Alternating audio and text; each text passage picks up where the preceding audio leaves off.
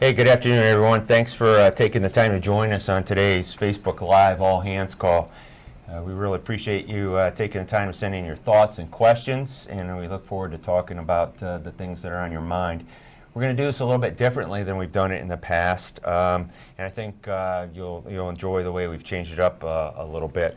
I've asked a few sailors from our command here in the Manpower Personnel Training and Education domain to join us. So with us today, I've got YN2 Justice Johnson, YN2 Davin Enos, and YN2 Jessica Fernandez with us. And they're going to be answering some of your questions, as well as asking both Fleet and myself a few of their own along the way. But again, your thoughts and questions are really important to us, and for those of you who ask questions throughout the course of the session that we don't get to, we'll post the answers later on, so please look for them a little bit later. We've got a lot of stuff going on in the personnel world, and we get out as often as we can lately. We've been doing that in addition to our normal detailer and community manager visits through career development symposiums. And our next one will be in the Pacific Northwest.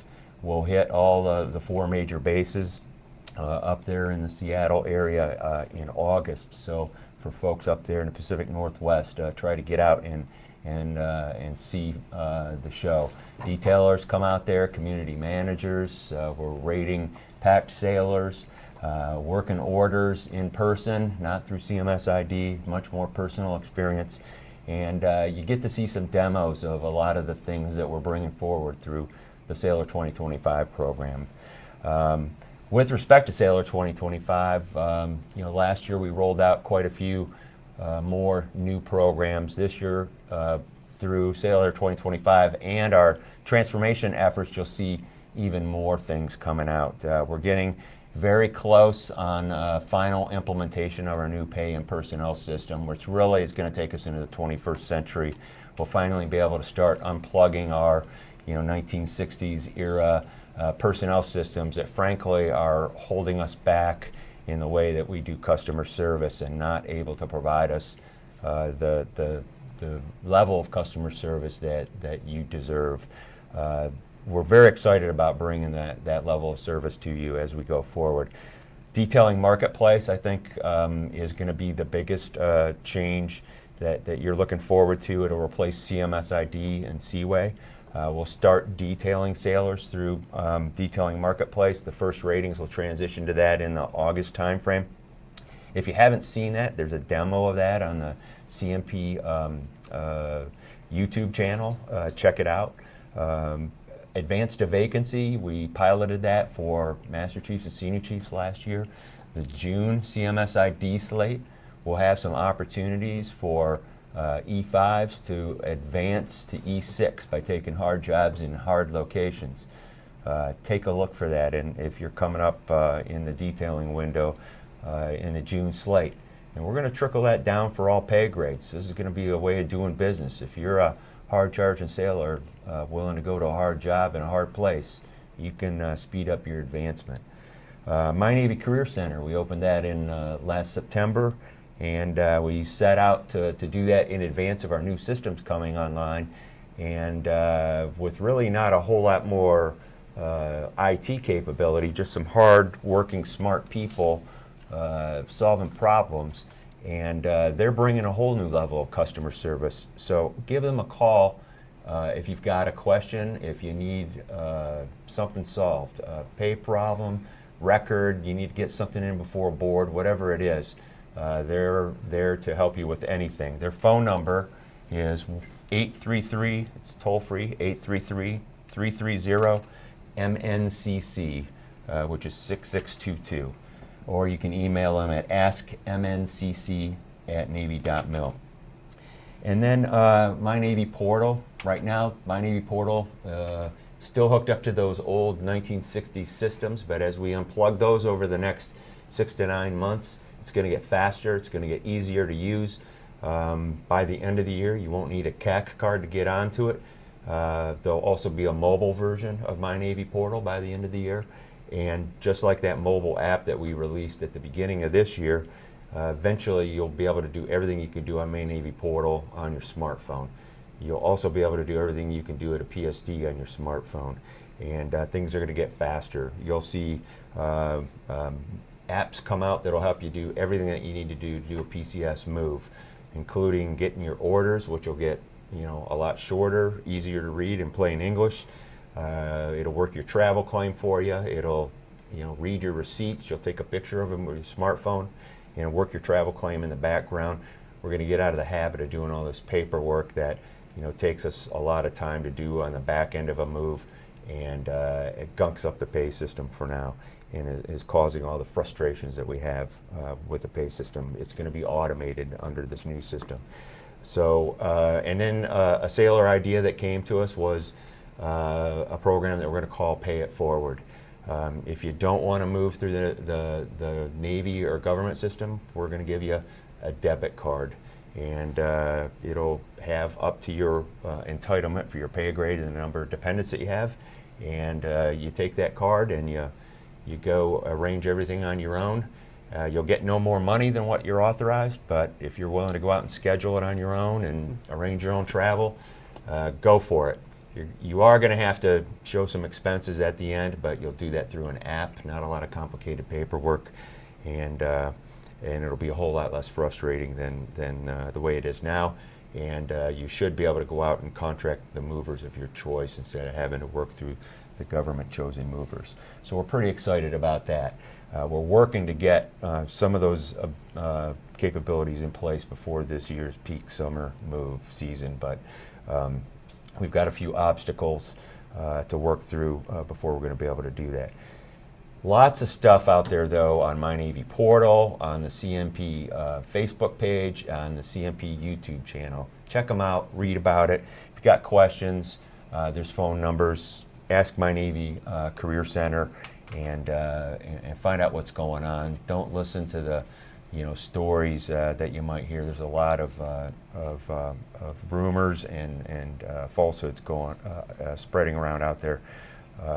Find out for yourself what's going on, and you be the judge. Couple of public service announcements here. I know there's been some challenges lately ordering uniforms online at the Navy Exchange. We just issued a lot of new and I think welcome changes to women's uniforms, for example, that went into effect in October. The Navy Exchange system just revamped their Navy Exchange website, and they're having some problems taking orders through the website. They're working it hard. Just be aware that you can call them through their toll-free number, 833-628-7743, or email them at whiteglove@nexweb.org. And they're still taking orders that way, and they're working hard to get that website ordering system up and running as soon as possible. But the phone and email ordering system is working just fine, because we know that not all the uniform shops stock everything. Last public service announcement here. Our next app that we're going to release is called My Navy Family. And this is one that is intended to be one-stop shopping of all the information that's out there for spouses, for ombudsmen, everything that anyone needs when they're getting ready to move, when they're getting ready to get kids enrolled in schools or childcare, whatever it is that has to do with life in the Navy, whether you're new to the Navy or whether you've been in the Navy for decades like I have been. We all need information at times, and it's spread all over the internet right now. Some of it's 20 years old and inaccurate, some of it's very accurate, and you never know what you're getting. We've brought it all into one place, we've updated it, and we're going to keep it up to date from this point forward. 22 different websites brought into one app, very easy to use. We did focus groups with sailors, with spouses, families using it to consult them with what needed to be on there, how it needed to work, what capabilities it needed to have. It may not be perfect its first time out. It'll be close, and we'll be able to change it quickly if we didn't get it right. So we'll listen to your feedback. We're looking to have that out here in the first week in May, so watch for that one as it comes out. So that's all I had for openers. Fleet, I'll turn it over to you for some opening comments. Yeah, thank you, sir. First, thanks for the opportunity to do this. I consume an awful lot of social media content, so I guess now you have to contribute back. I've been brought kicking and screaming into the 21st century here today. So it really is a great opportunity to get out on the road and do in-person all-hands calls, or to go and do the career development symposiums. There's just not enough time and opportunity to get feedback from sailors. I think the best part of this all-hands call that I've seen so far, doing it in this format, is all the questions we've been getting in online in advance. And we've already got a ton of material that we can respond to and feedback. It gives us a better idea of what's on sailors' minds and what they understand and don't understand. So from my perspective, certainly is an exciting time to be in the Navy and to be in the pay and personnel world. We have a group of leaders that believe in transformation and change and driving hard down that path. There's a lot of energy out there to transform. There's a lot of urgency to transform. So to be a part of this is pretty exciting. So I'm ready to get into it and answer some questions and see what the feedback is from the fleet about these initiatives in Sailor 2025. So. Yeah, thanks, Fleet. I think what we'll do is I'll start with a couple that came in ahead of time, and then I'll turn it over to you, ask you to do the same, Fleet, and we'll turn to our sailors here, give the audience some time to roll in with some live questions here. So I've got a couple right here in the queue that came in over the last few days. First one I have here is a cyber warrant program going to be opened up to other rates in the information warfare community, other rates besides crypto technicians. It's a great question, and I'll tell you, the cyber warrant program is a perfect example of how we kind of flex to the needs. We've had the LDO programs for quite a while, and in fact the Navy had been on a strategic move to bias towards LDO programs for a number of reasons, and we've been kind of working our way out of warrant officer programs, and this was a little bit of a reversal of that trend because of the unique aspects of warrant officer programs. It allows us to look at sailors younger in their career, they're more junior, and start grooming them for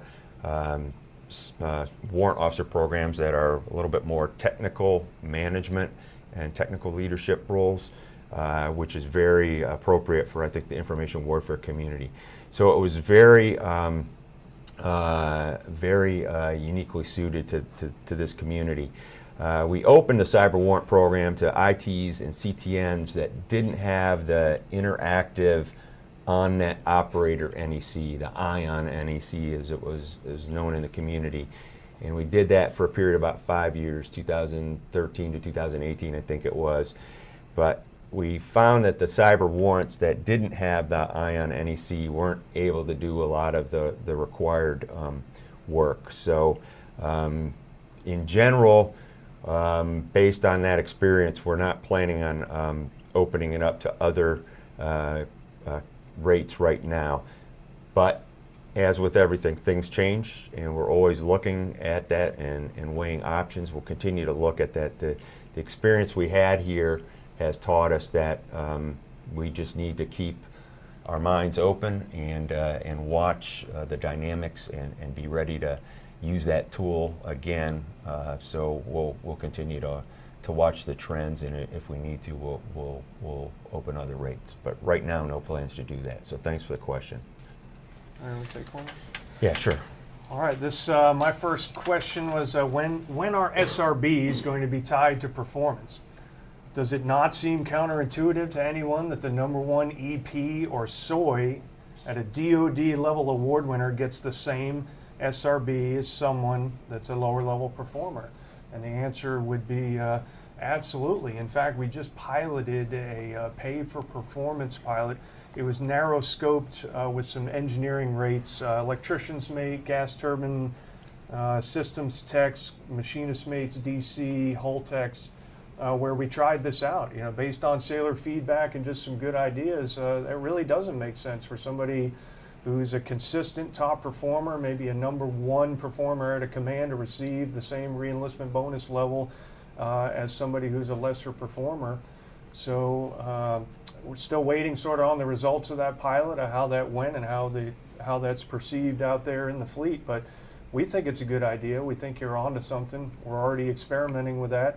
And I guess I'd ask, CNP, based on those results, we'd probably look to expand that. Yeah, I tell you, my vision that I've asked the team to work towards. Now we need to, as Fleet said, we need the data to, show us that we ought to go in this direction. I think the thing that's holding us back right now is our evals and fitness reports. They're limited in how well they portray performance, and the very reason that we're changing them is because the force distribution component there is a little too heavily biased towards longevity, which is the very thing that is causing us to revise them. So is the EP necessarily the most talented individual, which is the fundamental question. So to pay somebody higher because they have the EP, is that the right answer? We're piloting this right now, as Fleet said, small number of rates, and just kind of learning how it goes. But with the new Fit Rep and Eval system, if we really get this right and really have a breakout of talent, and I'll tell you, we've done 3 pilots now. The first one was about 250 reports. The second one was about 865. The third one was about 10,000 sailors. And I will tell you, you get a bell curve distribution on merit. It looks really good. I think we're going to have a really good system that can't be gamed and works out reporting senior intricacies and things like that. Then we ought to be paying people based on merit. And all of our SRBs ought to have a heavily weighted merit component. So the way it would work is the SRBs would all have a band. So if right now your SRB multiple was a 6, maybe in the future it would be a 5 to a 7. So if you have that rating, you start at a 5, and if you're qualified senior in-rate watch station, or all of your maintainer qualifications, depending on what you do in the Navy, that sort of thing, or all of your watches, you work your way up to a 5 or 5.5. But then as your performance marks in our new evaluation system work up, then you finally work your way up to that 7.0 multiple. Kind of like your final multiple score would work for advancement today. There's a bunch of components, but heavily biased towards those eval scores. So that's the kind of scheme that we're looking at. But I think whoever wrote that question is spot on. I think most sailors would agree with that. We ought to be paying the top performers more in the areas where we can.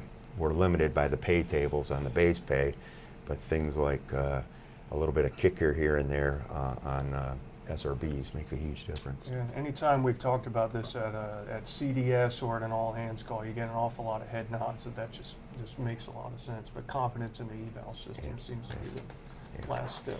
Yeah. I think I'm going to move over to our sailors here there with us and ask them for their questions. Pastor Enos, what's on your mind? Thank you, CP. So a lot of the comments from Facebook collectively were concerned about PSD and their downsizing. Oh, yeah. And their consolidation. As the command pay and personnel administrator for my last command, I definitely could feel the pinch of PSD downsizing and the workload coming up for us, and the workload backload of work. I was wondering if you could touch up on the future for PS. Absolutely. Absolutely.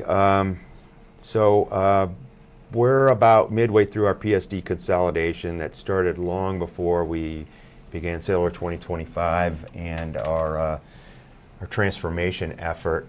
And once we started our transformation effort, we began a new approach for how we were doing the PSD consolidations as well, because our aim point became different. So let me talk about where we're going, what our aim point is, and then how we're doing it, and help you understand. Because what we're in right now, frankly, is a transitional state, and it's not where we want to be, It's not where we were, but it actually is, if you look at the metrics, if you know how to use the system the way it is right now in its transitional state, it can perform a lot better for you than it was a year ago or 5 years ago.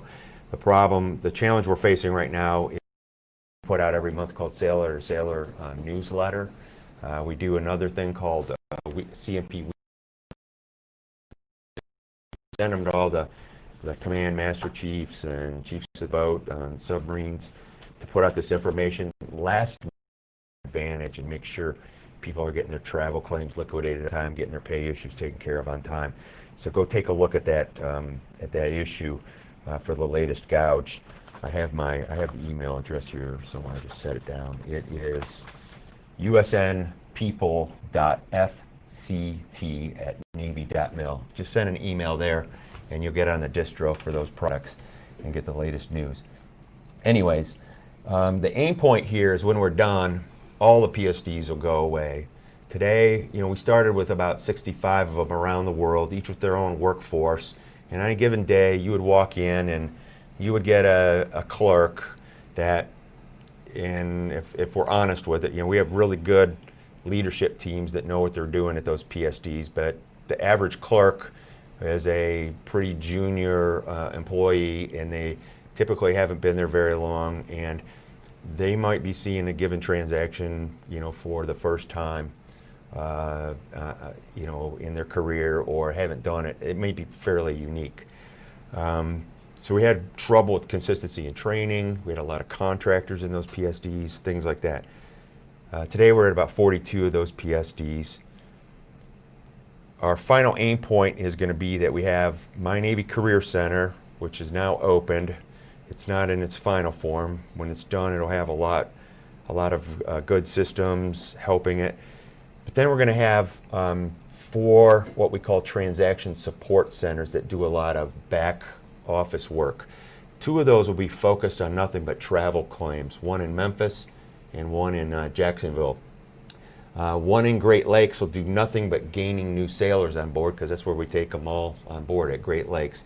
And then another one in Norfolk will do nothing but reserve matters, because they're so different than active component matters. So each of those is open right now. None of them is at 100% capacity. They're all kind of between 50 and 60% capacity in terms of getting people there and getting all their systems up and running. For example, the travel claims processing between the Memphis Center and the Jacksonville Center, between the 2 of them, they're now doing 70% of our Navy's travel claims. But we've taken the bulk of the travel claims out of the PSDs. We're still operating on these old 1960s systems that are single point safe, and when one of them goes down, the entire Navy can't process travel claims. Sometimes it goes down for 6 weeks at a time, and that's really a problem for us.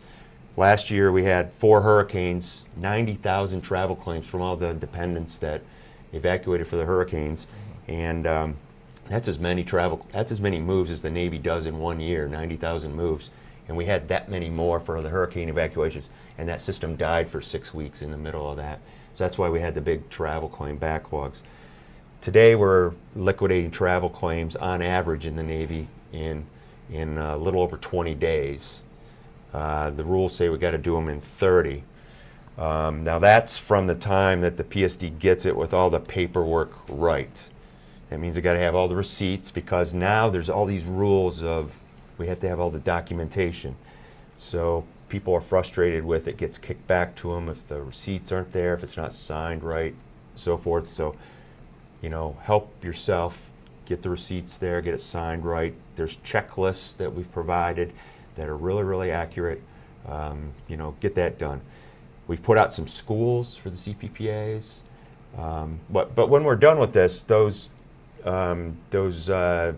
transaction support centers, like the travel claims and the other stuff, they'll all be automated. When you do the travel claim with this new app that I described at the beginning, the app will do the travel claim electronically.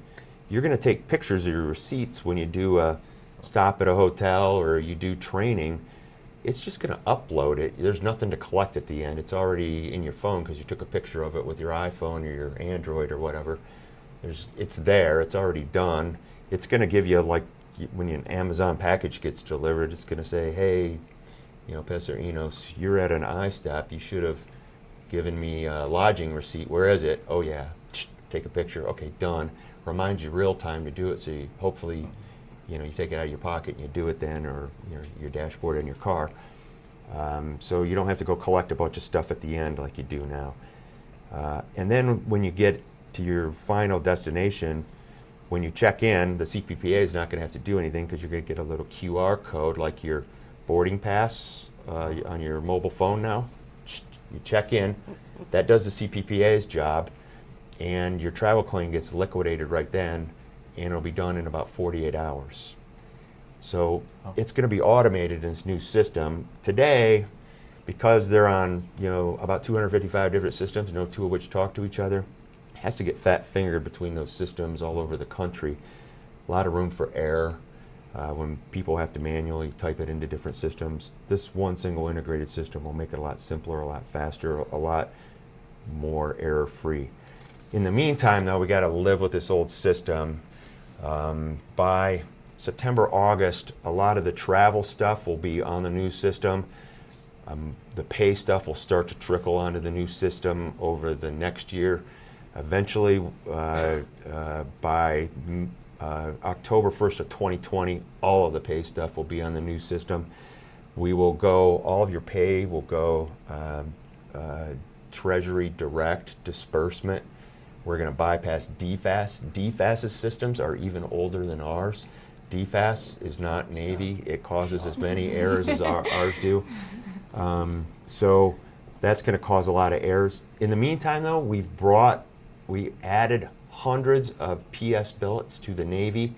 We've put those PSs both in My Navy Career Center, in those transaction support centers, but also out in the PSDs to put more PSs in uniforms because we think sailors care about sailors rather than more contractors out there as we fight the fires. But we're putting the work in those transaction support centers, not in the remaining PSDs, because that's where the future work is going to be, if that makes sense to you. We're not throwing more work to the remaining PSDs, we're taking the functions to those new centers, and as the new technology comes up, it's great. A couple things to know that are out there for you, though.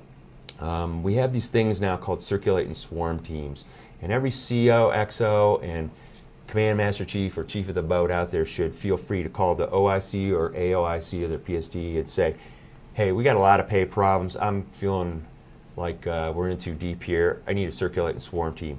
They'll come down to your waterfront and they'll just solve everything right there. But more importantly, they'll teach you how to navigate kind of this interim system that we're in right now, and make it so you'll be able to handle what's going forward until we get into this new kind of steady state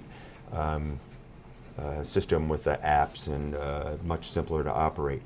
The schools for the CPPAs have gotten a lot better. There's a waterfront school. Every YN and PS now goes through an A school course, Block 0 in Ready Relevant Learning Terms. That's been added. And then we're establishing Tiger Team desks, so you don't have to figure out who does your transactions for X, Y, and Z. You know, if you're a submariner in Norfolk, you know to call, and I'm going to say her name on this, Miss Deborah Wilson, daily, but they know to call her. She's a single point of contact. It's nice to know the person that you need to call to get things done. So it's those kinds of things that are going on.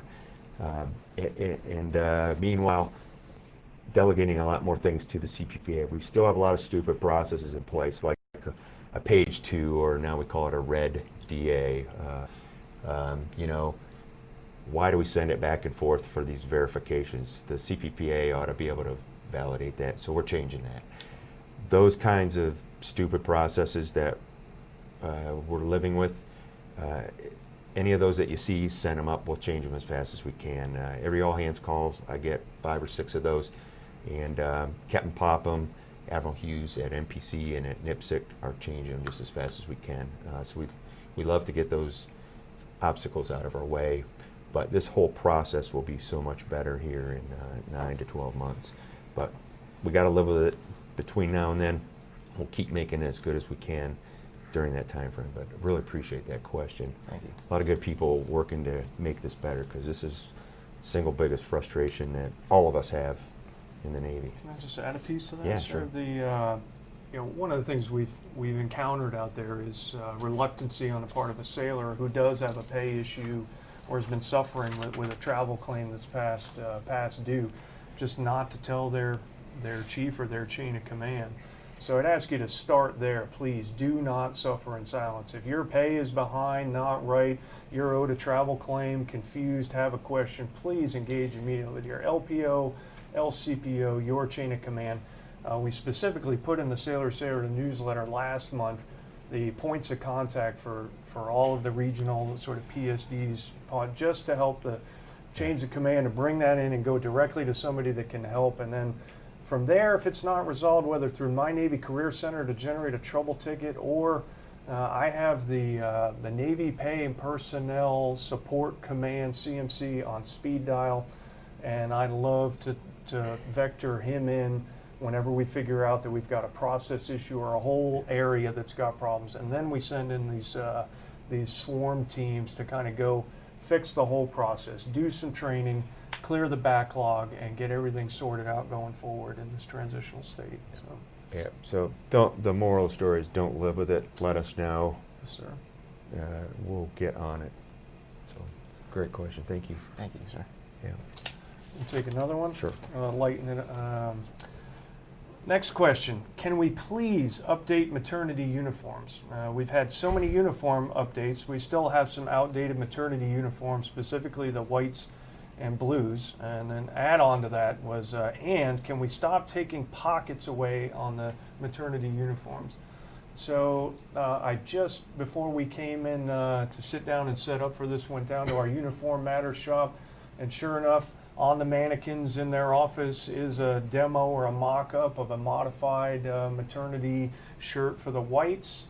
I do not recall whether there were pockets on it or not, and I apologize, but question received, understand concerns with that uniform. We're already taking some steps to address the whites, and we will we'll take a look at the blues right after that. And I do remember that one of the design features by popular request was to add more pockets. So Yeah, it yes, has sir. waist height pockets added back in.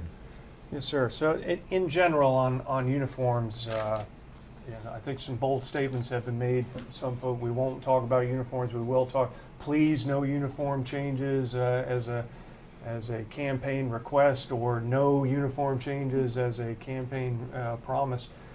We evaluate all the feedback that comes in from the fleet regarding uniforms, and the ones that are easy to do, that make sense, that are popular among a lot of sailors, that whether the uniform just isn't adequate, what we're trying to do is control the breadth and depth of the sea bag. But the changes that I think we've issued of late are really just improving the quality of the uniform we're already wearing, or changing the manner of wear. And I think that's what sailors would ask us to do when we discover that we have a uniform item that just doesn't hit the mark, or isn't comfortable, or doesn't fit right, or wear right. We engage our team and we go to work on new prototypes, or solving those kinds of sailor issues. So I'll check in on, see how we're doing on the maternity uniform update, and thanks a lot for the question, and we'll look at it. Yeah. Pastor Fernandez. Thank you, sir. So I have a question in regards to the height and weight chart in the PFA instruction. Which was dated in 2011. I feel like it's outdated, and I feel like it should be updated, just because I just feel like it doesn't fit the everyday sailor. Do we plan on making an update on that, or it's just? You want to take that one? You want to start there? Oh, thanks. Why do you think that the height and weight table is, other than the date, is there a specific reason that you think that it doesn't reflect sailors today? Well, the reason why I feel like it doesn't reflect sailors today, because for me, I'm like almost 5'4", and then the max weight is 156. I've been a few pounds over and had to get taped, but I feel like it should be changed. Yeah. Because I know with my weight it fluctuates up and down. So Sure. that when I had to get taped, I was just like a couple of pounds over and I still had to get taped. Luckily I did pass it, but I feel like it doesn't reflect the everyday Johnson, sailor. you're nodding your I head up and am. I down. feel some type of way. I got taped on deployment, and I'm like, how did I get taped? I'm starving myself. I'm working out. Like, I don't understand how I got taped, and that was my first time. It's all up here. And I felt some Very type of nice. way. I'm like, I don't even got no roles for you to be taping, and the CFO's looking at me like, you're not 154. I'm like, yes, I am. Get on the scale. I'm getting taped. So I felt some type of way. How do you feel, Pastor? You know, I have to get taped regardless, so I don't, it is what it is. I still pass the PFA, yeah. but it's Yeah, for sure. I think what I'm hearing you say is that you don't think that it's accurate because yourself and your body type, you think well within standards, look good in uniform, or reasonably fit, healthy, ought to be within that normal height weight table. Johnson, is that sort of how you feel about it? I do. Yeah. So I guess I can't answer that specifically. Haven't looked at the table in a while. I know we're looking at some other potential PFA updates. Yeah, I could tell you where the table came from and what we based it on, but they do these anthropomorphic studies. Based on this. Have body fat and things, and we do update them every few years. The table's dated 2011. The study was done with hundreds of thousands of people. I don't know that we've evolved that much since I think the study data finished in 2010. I don't know that humans have evolved that much since then. Yeah. But to your point, what I'm hearing is that there's a stigma with being taped means I'm overweight, and it's not the case. Yeah. What it really, and maybe we need to change something in instruction to make that clear. Being taped means that, okay, the tables aren't accommodating your body type, and that's what it really means. Is the tables are flawed in that they recognize only a certain kind of stature, and body types are all different shapes and sizes, and that shape and size for the different measurements may or may not be within standards. So that's why we have to go measure then. Then the measurement tells us whether or not you're within standards. So we could clarify that a little bit in the instruction, and I think that's the important thing. Body type is not the one we assumed when we wrote the generic table. And it is just that, it's a generic table. It's like, insurance tables that, what is the average based on? Well, the 100-year floods, are happening every 2 years now. So does that apply? That kind of thing. It's that kind of mentality. So we could clarify that. I think there are people that frequently ask, should we be doing calipers and the more sophisticated things? What we also want to, if there is going to be an error, the error goes in the favor of the sailor. So we rounded the tables in the correct direction to favor the sailor. But we wanted to be simple to do at sea, quickly, inexpensively. Calipers and water dipping methods and all that sort of stuff. Very, very expensive, not simple to do. And then our latest changes to the program, the consequences are go fix yourself quickly. And there's a quick way out of it.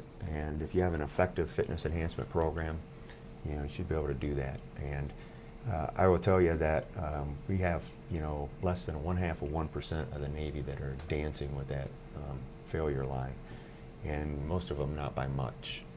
And since we changed that standard to allow people to quickly get out of the failure criteria, our fitness enhancement programs are improving. I'm still not convinced everyone's doing the fitness enhancement program command-wide correctly. It's getting better. That's something we can improve on and really truly have a culture of fitness in our Navy. That's what this is about. This is about health and wellness, not deployability or anything like that. This is just about are we going to live longer, stay out of the hospital, that sort of thing.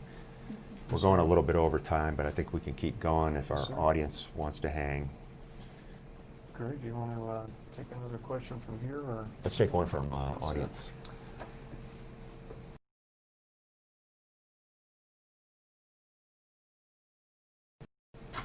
On FLTCM, OMPF, fleet temps, and every other record system that never lines up with should be in the record. I take that one. Yeah. Our new system is called NP2, the Navy Pay and Personnel System. It's integrated between active component and reserve component. It's pay, personnel, training, everything.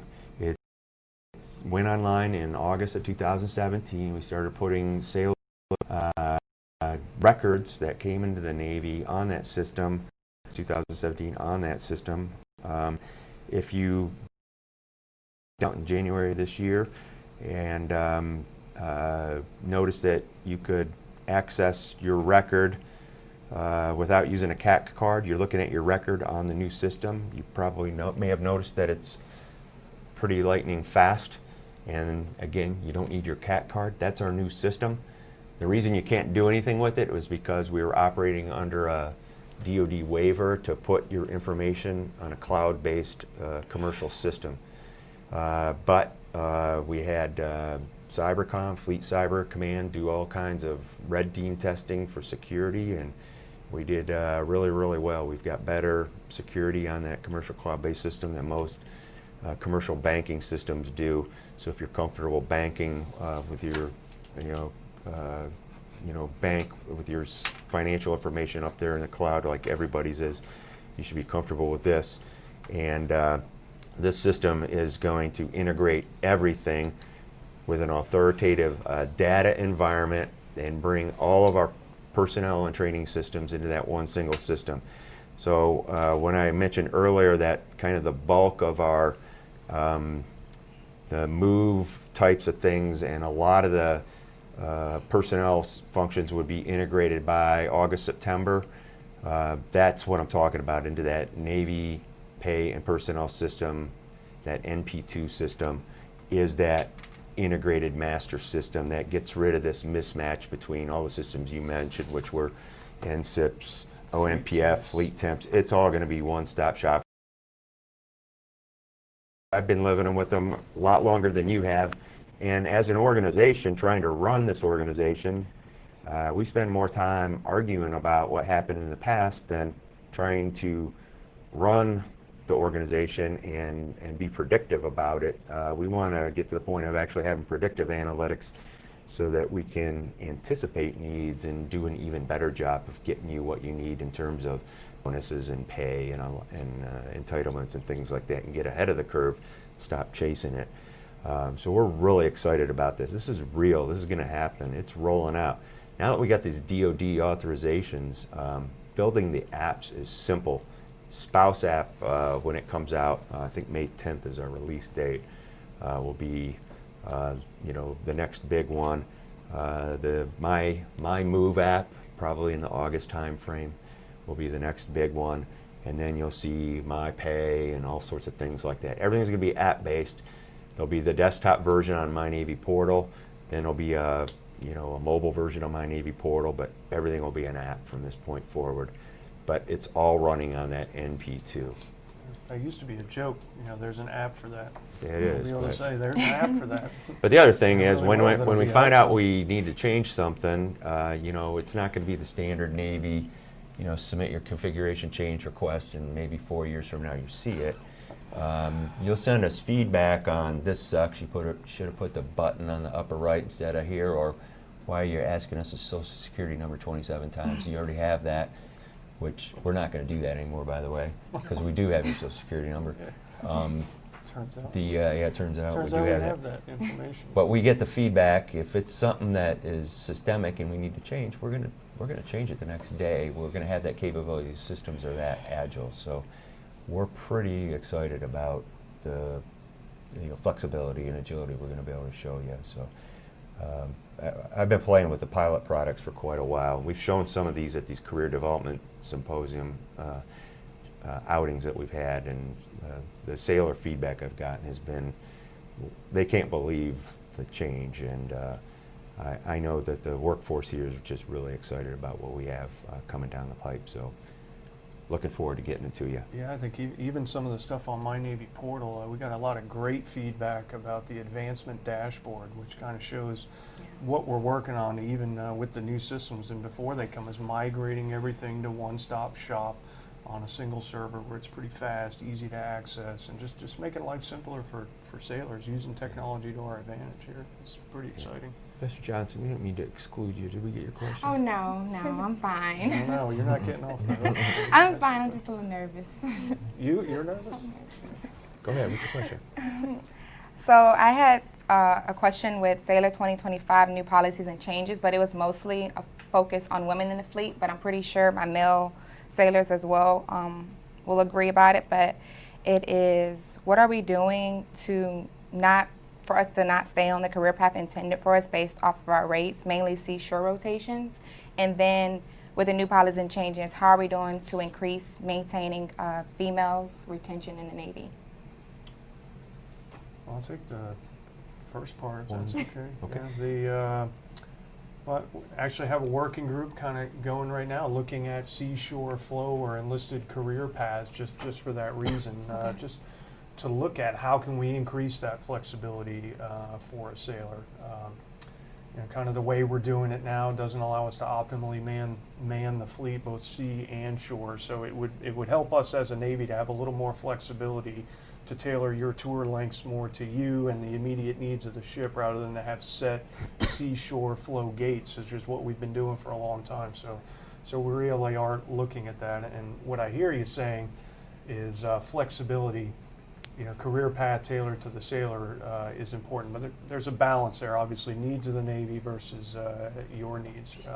We have a couple of things that are active right now. The voluntary early return to sea kind of program allows you, to go recharge your battery on shore. We do want you to rotate from sea to shore and recharge your battery. Sometimes perhaps the Navy's looking out for your own best interest to keep you from burning out at sea and rotating. So we're working on flexibility. We're kind of looking at seashore flow right now to see what optimum looks like. We're always going to need some rotation back and forth from sea and shore duty. But I heard her; she's ready to go back to sea, and I love sailors like you. Yeah. And Ready to go see writing her name down. Yeah. So the other was about sort of female retention. What do we have specifically designed to sort of to look at that or get after that? And so beyond just females in the Navy, families. I mean, I think we're last check around 70% of our sailors are families, Navy families, and an awful lot of dual military, which is a big factor. So when you look at spouse co-location initiatives that we've been working on for the last couple of years, we think those are significant enhancements to allow females and males, for sailors, to make a decision to stay with us in the Navy. We certainly recognize challenges with, so I know a lot of effort and energy going into that. We expanded our child care center hours across the Navy over the last 2 years. Just kind of, we studied each base. We expanded them at 4 hours before opening and 4 hours later. Studied each section where they're being used, and then kind of contracted down to based on usage.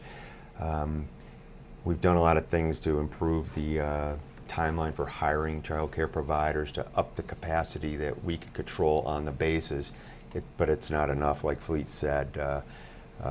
So the rest of it's kind of a money issue, and we've been working with OSD and Congress. In fact, I testified in February to the Senate about this. It's just a big national issue, bigger than the Navy and bigger than the areas that we just happen to be based in.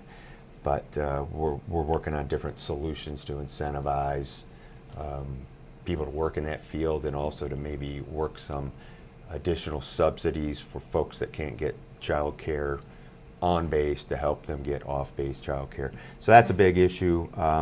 I think the other things, though, are numbers of women in the Navy. You know, we made a very deliberate push on one. It's a talent issue for the Navy. If you haven't noticed, 51% of America are women, and you know, 52% of technical major graduates in American colleges are women.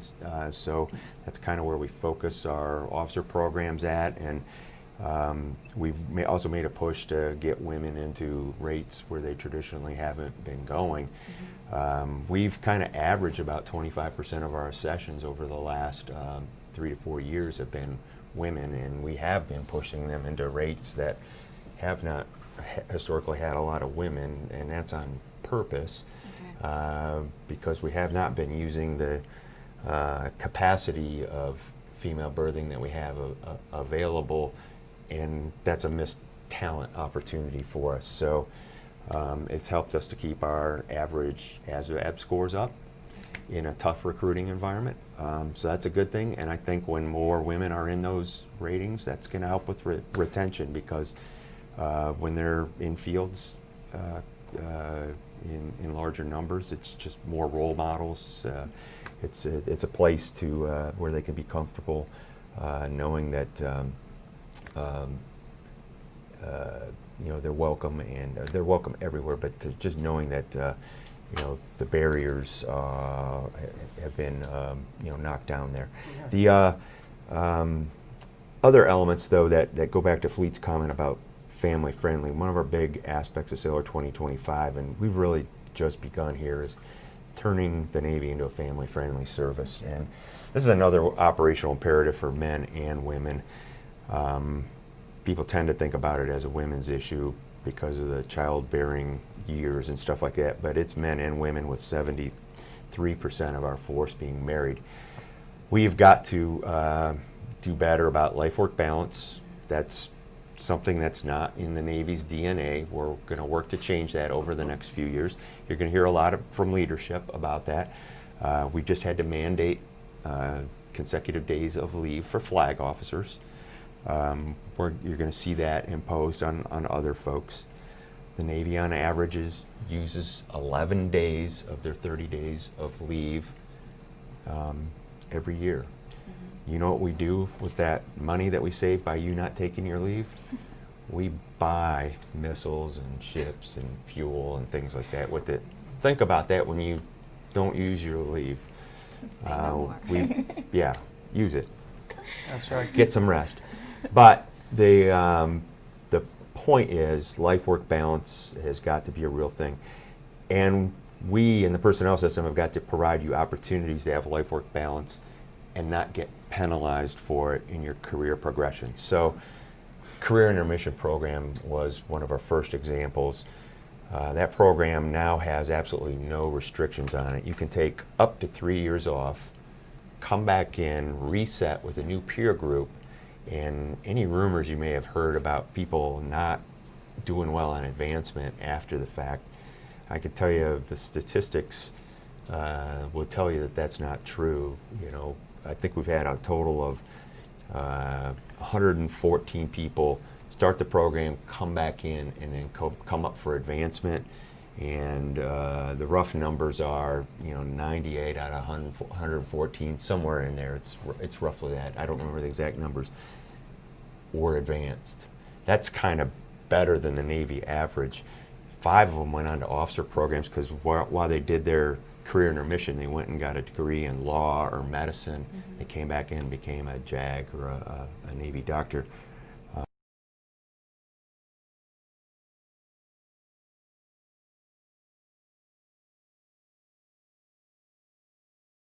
So we got people doing education, we got people doing, you know, just taking a rest. We got some SEALs doing that, which I think is a good reason.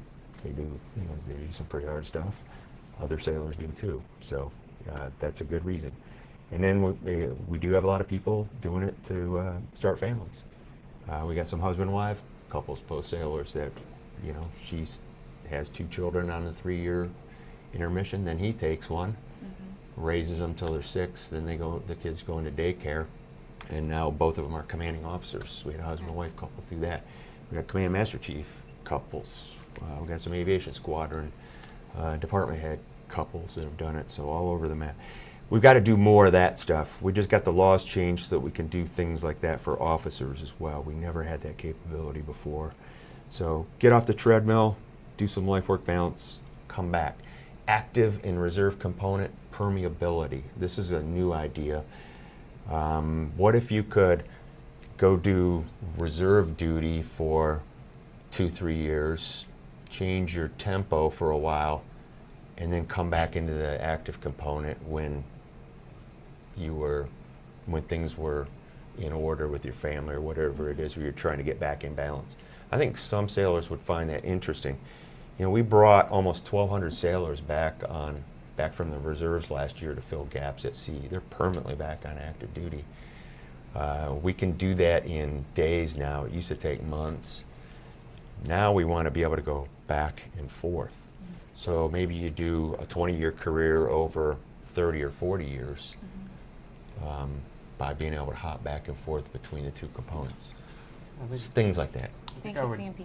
I think I would cap that, just whether we're talking male or female sailors, what we're hearing and what we think the key to success to retain female sailors, male sailors, is flexibility of choice, transparency about the rules, a fair evaluation process that allows us to accurately measure performance, recognize, reward performance, an advancement system that's modern, that offers some flexibility in that. So choice, flexibility, transparency. We think those same things for all sailors are what drive retention. And now that we've created more opportunity for females to serve in other areas of the Navy. And I would add rating modernization to that too, ability to change jobs too when you come back or even in the middle. That's another flexibility. Sorry to interrupt you. No. That's the answers. I do appreciate folks watching, but your questions are important to us. We'll get you those answers. But as importantly though, go take a look at all those different resources, My Navy Portal, the CNP Facebook or YouTube channels, and just get the information. Call My Navy Career Center if you got a question about anything we talked about today. They're ready to answer your questions as well. Give them a try and let us know how the customer service is, because if it's not right, or if it is, we want to know about it. And if it's not right, we're going to make it better as fast as we can, because that's going to be our main conduit of doing business with you in the future, that and our apps. Again, thanks for what you're doing out there in Fleet in the world's best Navy. Looking forward to talking to you soon. Out here.